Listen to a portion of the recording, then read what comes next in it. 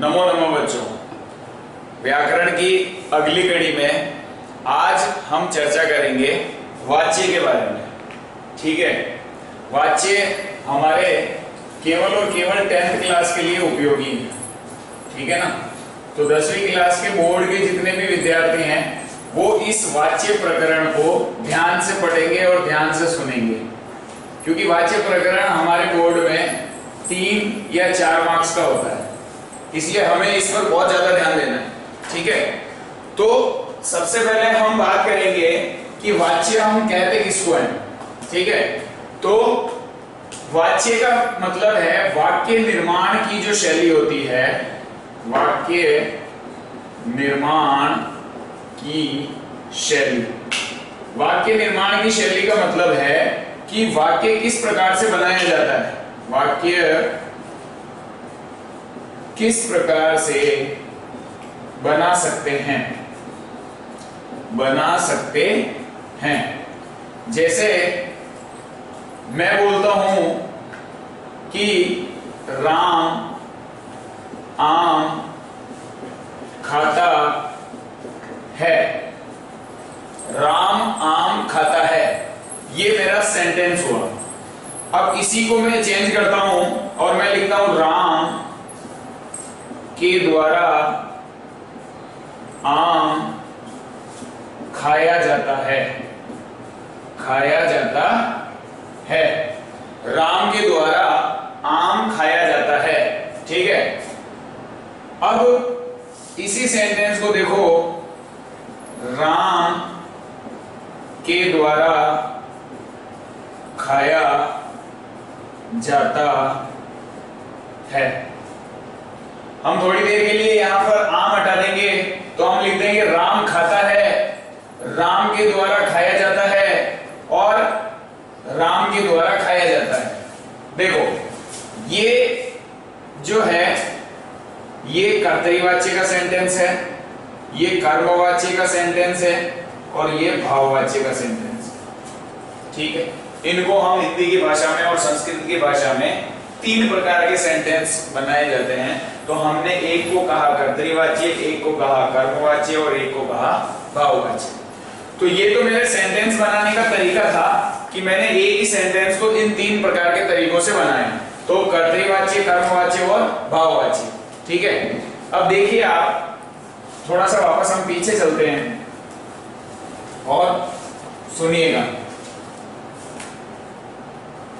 ये वाक्य निर्माण की शैली हो गई, वाक्य किस प्रकार से बना सकते हैं, ये वाच्य, ये हमारा वाच्य का अर्थ हो गया।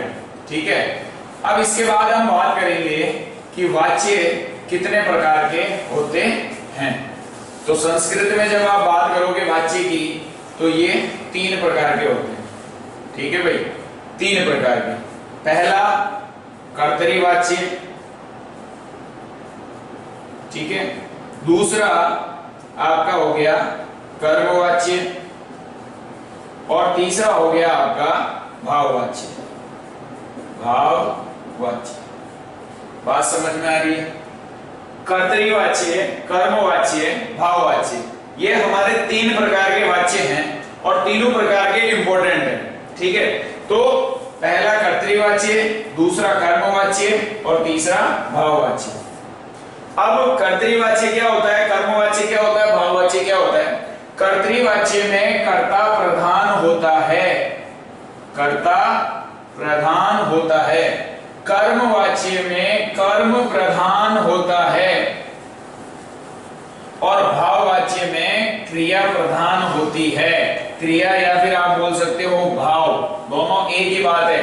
भाव का अर्थ क्रिया होता है, तो इसमें क्रिया प्रधान होती है। ठीक है भाई, अब मैंने ये कहा, देखो इसमें प्रधान शब्द आया, इसमें प्रधान शब्द आया और इसमें क्रिया प्रधान शब्द आया, तो हमें ये समझ में नहीं आ रहा है कि ये प्रधान का मतलब क्या होता है। प्रधान मतलब क्या प्रधान? अब प्रधान का मतलब समझिएगा, मैंने कहा कर्तरीवाच्य में कर्ता प्रधान होता है, कर्मवाच्य में कर्म प्रधान होता है और भाववाच्य में भाव प्रधान होता है, अर्थात क्रिया प्रधान होती है। मतलब कि कर्तरीवाच्य में कर्ता प्रधान है तो कर्ता के अनुसार क्रिया प्रयोग होगी। कर्ता के अनुसार क्रिया का कर्ता के अनुसार क्रिया लगेगी, ये हम लिख देते हैं। प्रधान का मतलब यही है कि जो प्रधान होगा उसी के अनुसार सेंटेंस में क्रिया प्रयोग होगी, ठीक है। तो कर्तरी वाच्य में हमने लिख दिया कर्ता के अनुसार क्रिया लगेगी। यही बात हम कर्मवाच्य में लिखेंगे, तो कर्मवाच्य में अब कर्म प्रधान है, तो यहां पर क्या हो जाएगा, कर्म के अनुसार क्रिया लगेगी, कर्म के अनुसार क्रिया, कर्म के अनुसार क्रिया लगेगी, ठीक है। अब रही भाववाच्य की बात, तो भाववाच्य में क्रिया प्रधान होती है, यानी वो अपना वर्चस्व उसका खुद का ही है। तो जब क्रिया का अपना खुद का वर्चस्व है तो क्रिया यहां पर सदा सदा के लिए, सदा सदा के लिए, सदा सदा के लिए प्रथम पुरुष एक वचन की रहेगी। क्रिया यहां पर सदा सदा प्रथम पुरुष एक वचन की रहेगी। ये क्रिया का इंपॉर्टेंस है, ठीक है। ये भाववाच्य का क्रिया, भाववाच्य में क्रिया का इंपॉर्टेंस है। तो बात समझ में आ गई। मैं ये कहना चाहता हूं कि कर्तरी में कर्ता प्रधान है, मतलब कर्ता के अनुसार क्रिया लगेगी। कर्मवाच्य में कर्म प्रधान है, मतलब कर्म के अनुसार क्रिया लगेगी। और भाववाच्य में तो खुद क्रिया प्रधान है, तो क्रिया प्रथम पुरुष एक वचन में आएगी, चाहे कोई सा भी सेंटेंस हो भाववाच्य। बात समझ में आ गई। अब इतनी सी बात हमने सीख ली।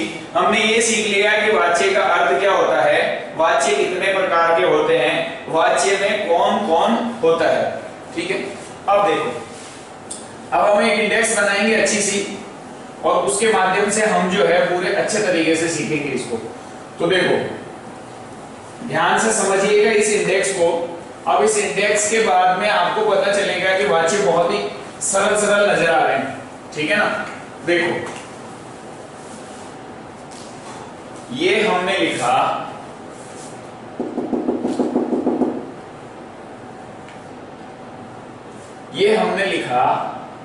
इधर वाच्य लिख दिया।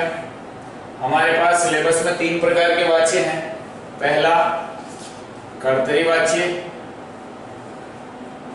ठीक है भाई। दूसरा कर्मवाच्य, और तीसरा भाववाच्य, ठीक है भाई। ये 3 टाइप ऑफ वाच्य। तो ये 3 प्रकार के वाच्य होते हैं, ठीक है। कर्तरी वाच्य, कर्मवाच्य, भाववाच्य। वाच्य के बाद हमने बात करी कि प्रधान कौन कौन होगा। तो मैंने आपको अभी जस्ट इससे पहले बताया था कि कर्तरी वाच्य में कर्ता प्रधान होगा, ये बात हमने सीख ली। कर्मवाच्य में बोलो कर्म प्रधान होगा, और भाववाच्य में बोलो भाव बने क्रिया, ठीक है, क्रिया प्रधान होगा। ये प्रधान वाली बात समझ में आ गई। आगे चलते हैं, ठीक है। अब हम ये कर्ता प्रधान हुआ, ये हुआ, ये हुआ। अब क्रिया, अब हम इसमें बात कर लेते हैं कि नियम क्या लगाएंगे। तो हमने क्या है, इनको सीखने के लिए एक बहुत ही व्यावहारिक नियम बनाया। और नियम क्या बना, कर्तरीवाच्य का जो नियम होगा वो 1 to 1 होगा, कर्मवाच्य का जो नियम होगा वो 3-1-1 होगा, और भाववाच्य का नियम जो होगा वो होगा 3-1। यानी कि हमें परीक्षा में केवल और केवल 121, 311 और 31 याद करके जाना, इसके अलावा कुछ भी याद नहीं करके जाना। 121, 311 और 31। अब एक बार थोड़ा सा मैं इनका मतलब समझा देता हूं। मैंने लिखा 1 to 1, यानी कि ये मेरा कर्तरीवाच्य का सेंटेंस है। तो कर्तरीवाच्य में ये मेरा कर्ता होगा, ये ये कर्म होगा, और ये क्रिया हो जाएगी। तो देखो कैसे हो जाएगी कि कर्ता अगर प्रथमा विभक्ति का एक वचन है तो मैंने इसके आगे जस्ट एक लिखा, मतलब क्रिया भी प्रथमा विभक्ति या प्रथम पुरुष की एक वचन होगी। यानी कि ये एक है तो इधर भी एक होगा। अगर ये प्रथमा विभक्ति का अगर द्विवचन होगा तो क्रिया भी प्रथम पुरुष का द्विवचन आ जाएगा। ये बहुवचन होगा तो ये भी बहुवचन में चेंज हो जाएगा।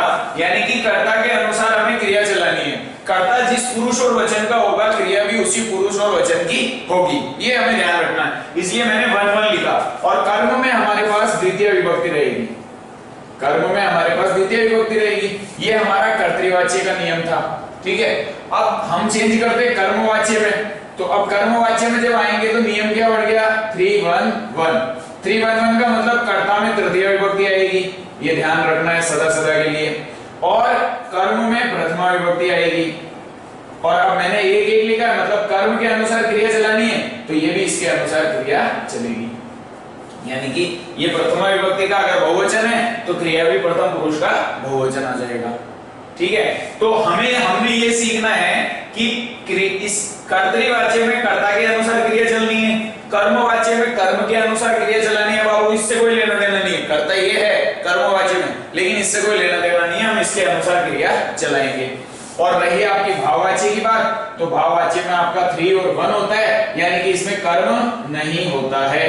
भाववाच्य में कर्म का अभाव होता है, ये बात ध्यान रखनी है। तो इसमें कर्ता होता है, कर्ता में आपको तृतीय विभक्ति लगानी होती है, और क्रिया में मैंने आपको सार्वभौमिक नियम बता दिया कि प्रथम पुरुष एक वचन की ही रहेगी। बात समझ में आ गई? तो ये इतनी सी बात हमें ध्यान रखनी है। ये 1-1 का मतलब ये है, 3-1-1 का मतलब ये हुआ, और 31 का मतलब ये हुआ, ठीक है। अब हम आगे चलते हैं, अब इस इंडेक्स को आगे बढ़ाएंगे हम, ध्यान से देखेंगे आप।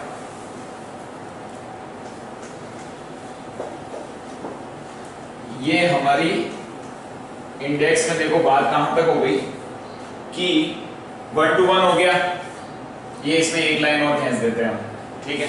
अब देखो यहां कर्ता प्रधान है, यहां हो गया। अब यहां पर क्या क्या होगा ये लिख देता हूं मैं कि वाक्य में क्या होगा। वाक्य में तो वाक्य में कर्ता भी होगा, वाक्य में कर्म भी होगा, और वाक्य में क्रिया भी होगी। बात समझ में आ रही है कि कर्तृवाच्य का अगर कोई वाक्य होगा तो उसमें कर्ता भी होगा, कर्म भी होगा और क्रिया भी होगी। इधर आपके पास इधर भी आपका कर्ता होगा, इधर भी आपका कर्म होगा, और इधर भी आपकी क्रिया होगी। बात समझ में आ रही है? और इसमें आपके पास केवल कर्ता होगा और क्रिया होगी, इसमें कर्म नहीं होगा। बात समझ में आ रही है? अब देखो, अब हम क्या सीखेंगे कि कर्तृवाच्य के कर्ता में कौन सी विभक्ति आएगी, प्रथमा। कर्म में कौन सी विभक्ति आएगी, द्वितीया। और क्रिया में कौन सी आएगी, प्रथमा, मतलब प्रथम पुरुष, ठीक है। तो ये आपका 1 हो गया, ये आपका 2 हो गया, और ये आपका 1 हो गया।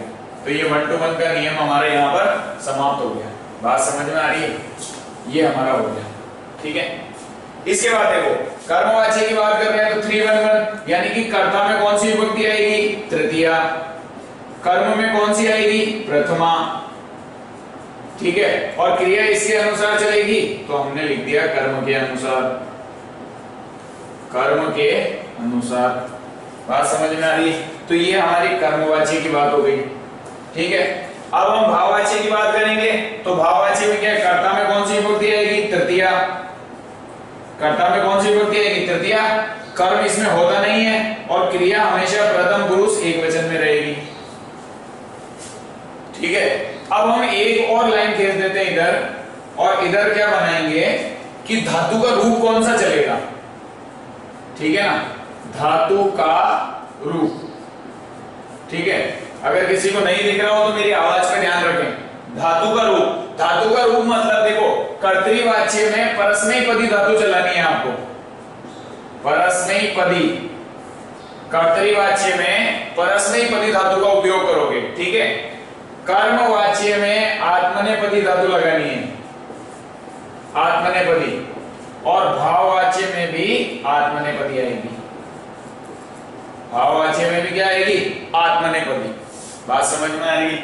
कर्तृवाच्य में परस्मैपदी, कर्मवाच्य में आत्मनेपदी, और भाववाच्य में भी आत्मनेपदी, ठीक है। ये बात हो गई, ये हमारी इंडेक्स है, ये आपको समझ में आई होगी। अब हम क्या करते हैं, यहां से हम इनको थोड़ा सा हटा देते हैं, इंडेक्स में थोड़ा सा परिवर्तन कर रहे हैं थोड़ी देर के लिए, ध्यान से समझिएगा। अब मैं आपको वाक्य प्रयोग करके दिखाऊंगा, ठीक है। तो सेंटेंस पे हमें ध्यान देना है, ठीक। तो देखो हमने यहां लिखा, हिंदी में मैं एक सेंटेंस लिख रहा हूं राम आम खाता है। मैंने इसको संस्कृत बनाया तो संस्कृत क्या बना, रामः।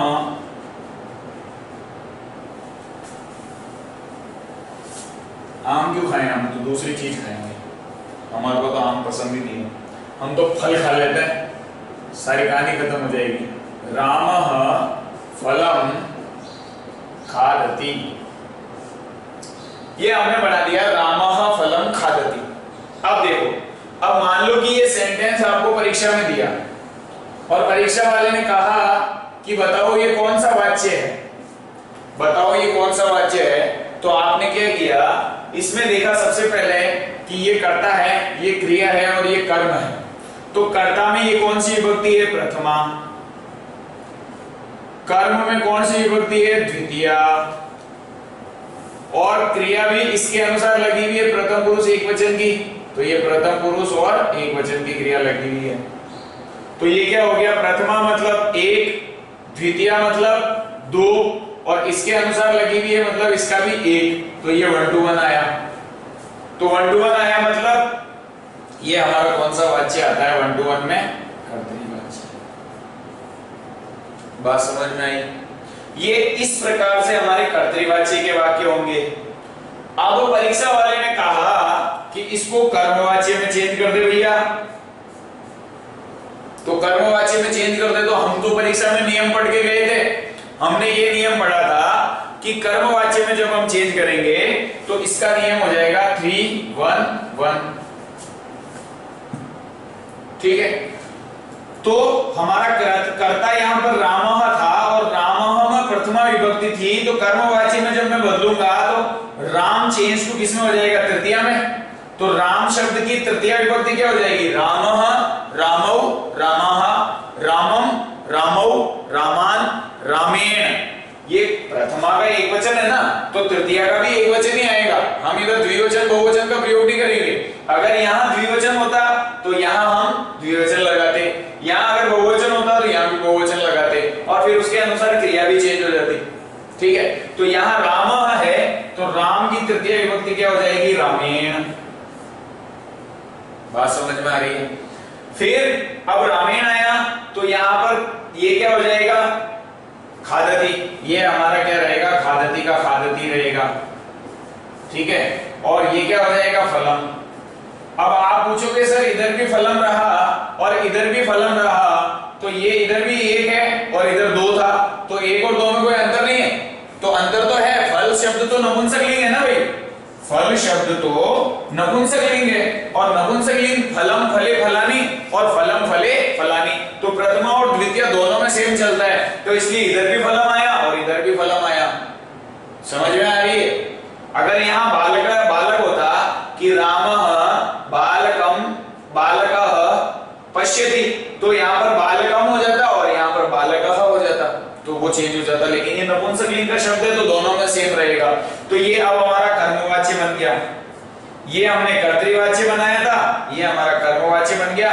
अब देखो ये रामायण में तृतीय विभक्ति आ गई, ये फलम एक हो गया और ये खादती हो गया, तो ये हमारा कर्मवाच्य हो गया।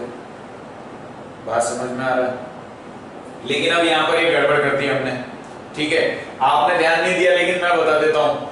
तो वो गड़बड़ ये है कि जब मैंने पहले ही बोला था कर्मवाच्य में आत्मनेपदी धातु का प्रयोग करना है आपको, तो आत्मनेपदी धातु ये नहीं है, ये परस्मैपदी धातु है।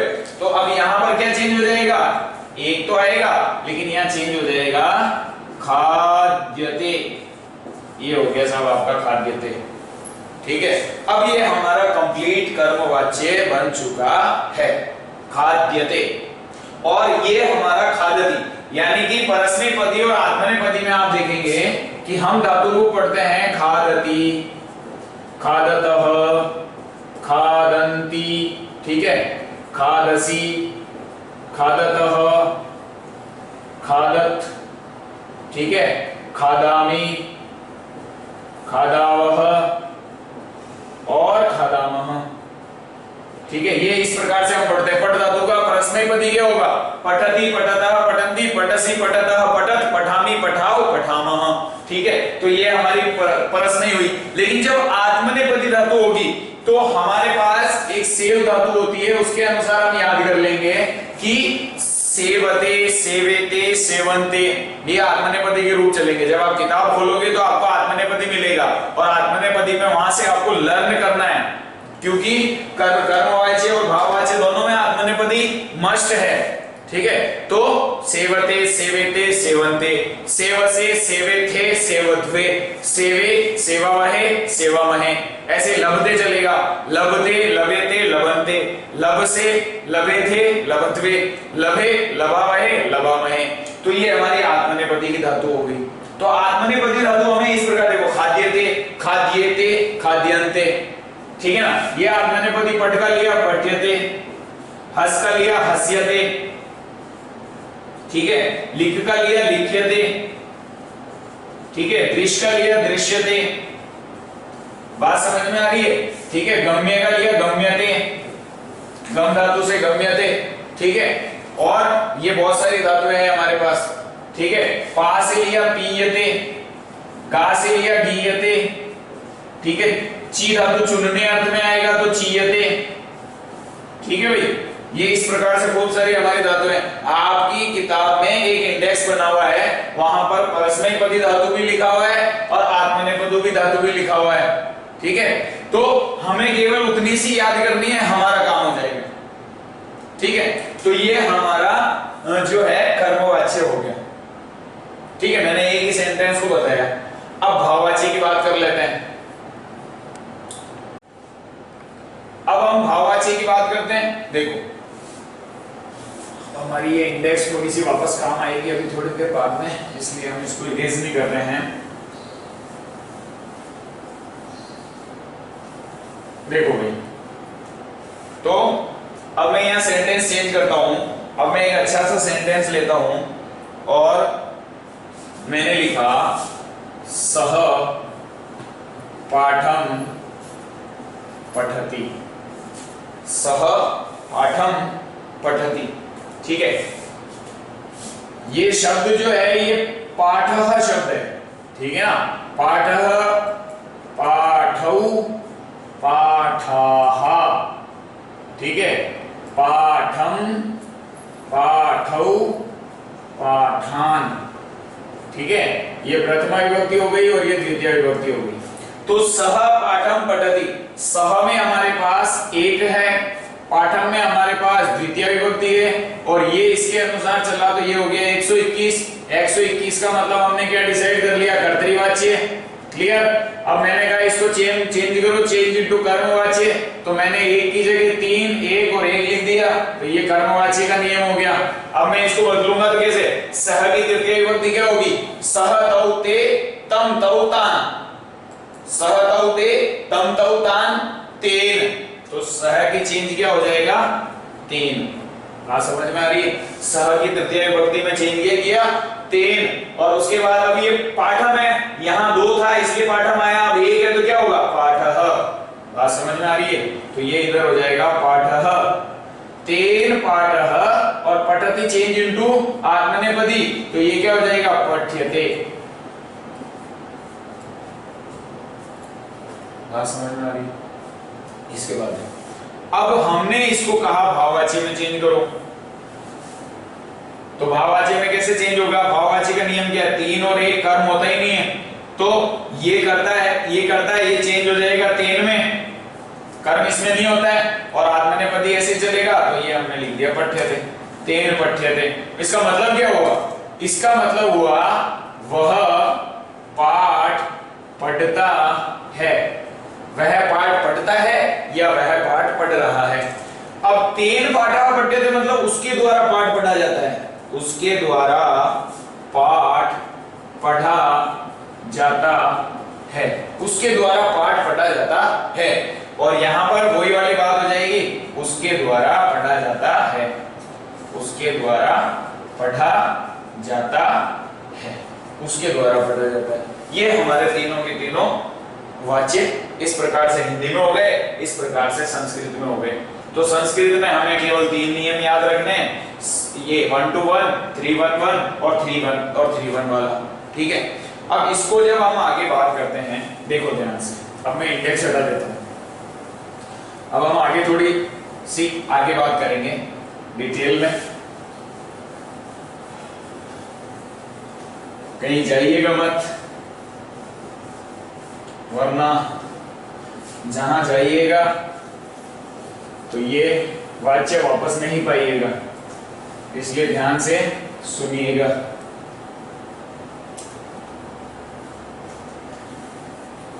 क्योंकि ये केवल 10th क्लास की बात नहीं है, वाच्य में बेसिक रूप से किसी भी परीक्षा में अगर आप पढ़ोगे तो वाच्य जो है वो आपका क्लियर हो जाएगा। ठीक है, बेसिक नॉलेज है ये पूरा का पूरा, लगभग 70% वाच्य 80% वाच्य मैं यहां पर क्लियर कर रहा हूं, सो बी केयरफुल। ठीक है भाई, चलो अब देखो, अब हमने क्या किया, हमने वाक्य ले लिया कि देवाः आशीर्वादान यच्छन्ति, ये लिया साहब, देवाः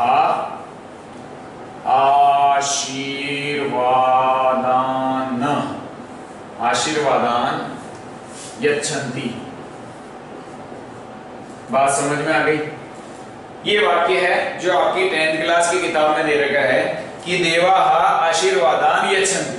ठीक है, अब सबसे पहले हमें तो समझ लो कि परीक्षा वाले ने कुछ कहा ही नहीं, हम तो खुद ही हमारा लुकआउट देख रहे हैं। तो देखो अब ये क्या है, हमने सबसे पहले ये सेंटेंस हमारे दिया, हमने पता किया कि ये कौन सा वाच्य है, ये कौन से वाच्य का सेंटेंस है। ठीक है, तो कौन से वाच्य का सेंटेंस है तो कैसे पता पड़ा, ये देवाः, यानी कि हमारे पास देव शब्द होता है। ठीक है, देवः, देवौ और देवाः। ठीक है, यानी कि ये प्रथमा का बहुवचन है, तो हमने यहां लिख दिया प्रथमा का बहुवचन, यानी कि 1 का 3 हो गया, यानी प्रथमा विभक्ति है, बहुवचन है। ठीक है, फिर इसके बाद आशीर्वादान, आशीर्वादान है तो आशीर्वादः, आशीर्वादौ, आशीर्वादाः, आशीर्वादम, आशीर्वादौ, आशीर्वादान, यानी ये हमारे पास क्या हुआ, द्वितीया का बहुवचन। ये क्या हुआ, द्वितीया का बहुवचन। तो द्वितीया का बहुवचन हुआ, मतलब हमारे को तो द्वितीया से मतलब है बस, इसके वचन से कोई मतलब नहीं है। इसके वचन से इसलिए मतलब नहीं है क्योंकि हमारी क्रिया तो इसके अनुसार चलनी है। जब ये 1 का 3 है तो इधर भी आपके पास 1 का 3 आना ही चाहिए, तो सीधा सा बात है यच्छति, यच्छतः, यच्छन्ति आया हुआ है आपके पास, तो ये एक प्रथम पुरुष का बहुवचन आ रखा है। ये बात यहाँ पर क्लियर हो गई। तो हमने केवल और केवल ये पता किया कि 1 to 1 है, इसका मतलब ये हमारे पास कौन सा वाच्य दिया हुआ है, कर्तृवाच्य। अब आपको चेंज करना है इसको कर्मवाच्य में। कर्मवाच्य का हम नियम लिखेंगे, हमने पढ़ रखा है, नियम क्या होता है, 3 1 1, 3 1 1। 3 मतलब ये कर्ता, ये कर्म, और ये क्या, ये क्रिया। तो करो इसको चेंज। अब कर्ता का तृतीया लगानी है, यानी देव का, देव, ये देव, ये प्रथम का बहुवचन है, तो अब यहां पर भी तृतीया का बहुवचन आ जाएगा। तो तृतीया का बहुवचन क्या होगा, देवै। आप आपके हिसाब लगा लेना, देवै, ये देवै इसका तृतीया का बहुवचन हो जाएगा। ठीक है, अब आशीर्वादान तो द्वितीय का बहुवचन था, लेकिन इधर ये प्रथमा मांग रहा है, तो प्रथमा क्या होगा, आशीर्वादाः, आशीर्वादाः, आशीर्वादाः। ठीक है, ये प्रथमा का बहुवचन हो गया। अब इसी के अनुसार क्रिया लगानी है, लेकिन क्रिया आत्मनेपदी लगानी है, ये आप ध्यान रखें यहां पर, क्योंकि ये कर्मवाच्य है ना, तो आत्मनेपदी क्रिया लगेगी। तो आत्मनेपदी का क्या हो जाएगा, अब ये यच्छन्ति है तो इसका आत्मनेपदी दीयते के हिसाब से चलता है, दीयते, दीयते और दीयन्ते। ठीक है, तो अब इसका ये प्रथमा का बहुवचन है तो इधर भी क्या हो जाएगा, प्रथमा का बहुवचन क्या हो जाएगा, दीयन्ते। ऐसे नहीं है कि यच्छति, यच्छियते, यच्छन्ते लगा दोगे आप, नहीं, ऐसा नहीं चलेगा। ठीक है, तो ये आपका पहला सेंटेंस जो था ये आपका यहाँ पर क्लियर हो गया कि ये 1 का 3 था, इसने आपको चेंज किया, ये कर्मवाच्य में पूरा बदल दिया। आपको ये कर्मवाच्य में बदलना आराम से आ गया है, अब आप आराम से बदल सकते हैं। बात समझ में आ रही है? कोई ज्यादा बड़ा विषय नहीं है, बिल्कुल शॉर्ट एंड लिमिटेड है। अब देखो, एक मैं कर्तृवाच्य चेंज इनटू भाववाच्य बता देता हूं। ये है सह तिष्ठति, ये लिख दिया हमने सह तिष्ठति। इसका मतलब होता है वह बैठता है। ये कर्तृवाच्य का सेंटेंस है। कर्तृवाच्य मतलब साधारण वाक्य, कर्म हो या नहीं हो, भाववाच्य में चेंज करने के लिए वो आपको कर्म नहीं देगा, ठीक है ना। तो हमें कोई आपत्ति नहीं है वो कर्म दे चाहे मत दे, क्योंकि हमें भाववाच्य में कर्म चाहिए ही नहीं, वहां तो भाववाच्य में कर्म का अभाव होता है, हमें तो चाहिए ही नहीं। तो सह चेंज टू तृतीया में तो ये हो जाएगा तेन। और तिष्ठति की धातु कैसे चलेगी? स्थीयते, स्थीयते, स्थीयते, स्थीयन्ते। तो ये अब एक वचन है तो यहां पर भी स्थीयते हो जाएगा। इसका मतलब क्या हुआ? उसके द्वारा बैठा जाता है, उसके द्वारा बैठा जाता है, उसके द्वारा खाया जाता है, उसके द्वारा पिया जाता है, उसके द्वारा नहाया जाता है, उसके द्वारा धोया जाता है, एज यू विश, ठीक है ना। तो ये हमारा भाववाच्य का भी इसमें परिवर्तन हो गया, ठीक है। अब कुछ धातुएं हैं जो मैं बता देता हूं, जैसे भू धातु है, ठीक है, भू धातु भूयते चलेगा, हस धातु हस्यते चलेगा, पठ धातु पठ्यते चलेगा, लिख धातु लिख्यते चलेगा, खा धातु खाद्यते चलेगा, ठीक है, लब धातु लभते चलेगा, सेव धातु सेवते चलेगा, पृच्छ धातु पृच्छ्यते चलेगा, श्रु धातु श्रूयते चलेगा, दा धातु दीयते चलेगा, ठीक है, और दृश्य धातु दृश्यते चलेगा, ची धातु चीयते चलेगा, गई धातु गीयते चलेगा। तो ये हमारे पास बहुत सारी धातुएं हैं इस प्रकार से, ठीक है ना, वो हमें दिमाग में रखनी। स्मर्यते, भूयते, ठीक है, ब्रूते, ये भ्रू धातु है, भ्रू धातु मतलब बोलना, ठीक है ना, कहना, ठीक है। अब इसमें वद धातु भी आती है, मतलब बोलना, ठीक है। तो अब इसमें ना तो ब्रूयते चलेगा ना वद्यते चलेगा, इसमें चलेगा उच्यते। उच्यते मतलब कहा जाता है, ठीक है, उसके द्वारा कहा जाता है, तेन उच्यते, ठीक है। और जैसे कुछ धातुएं स्थीयते, ठीक है, और जैसे नीयते, याच धातु मांगने अर्थ में आती है, ठीक है ना, तो वो हो गया याच्यते, याच्यते। तो ये हमारे पास केवल और केवल सीधी सी बात इतनी सी है कि आत्मनेपदी जो धातु है, आत्मनेपदी धातु वो हमारे किताब में जो दे रखी है, बुक में जो दे रखी है, उनको हमें फॉलो करना है। और जब आप टुगेदर विद खोलेंगे तो उसके पीछे कम से कम 100 से ज्यादा अभ्यास दे रखे हैं, तो उन अभ्यास को हमें सरल करना है। उन अभ्यास को अगर आप सरल करोगे तो आपको जैसे ये इधर 1 2 3 जैसे 15 दूना 30 धातुओं के लगभग तो इंडेक्स में दे रखा है। 20 धातुएं आपको और मिल जाएगी अधिक अगर आप प्रयास करोगे तो।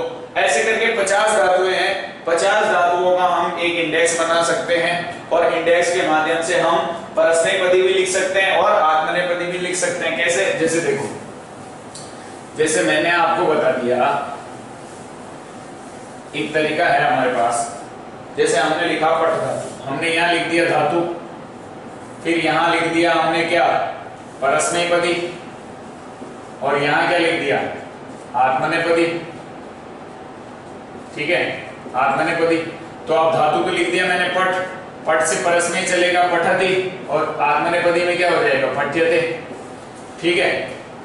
हस से लिया हसति, हस्यते, ठीक है। खाद से लिया, खाद से क्या, खादति बनेगा इधर परस्मैपदी में, और ये क्या बन जाएगा, खाद्यते, ठीक है। सेव से लिया तो सेव से क्या लिया, इधर को क्या बन जाएगा, सेवती, और इधर क्या बन जाएगा, सेवते, ठीक है।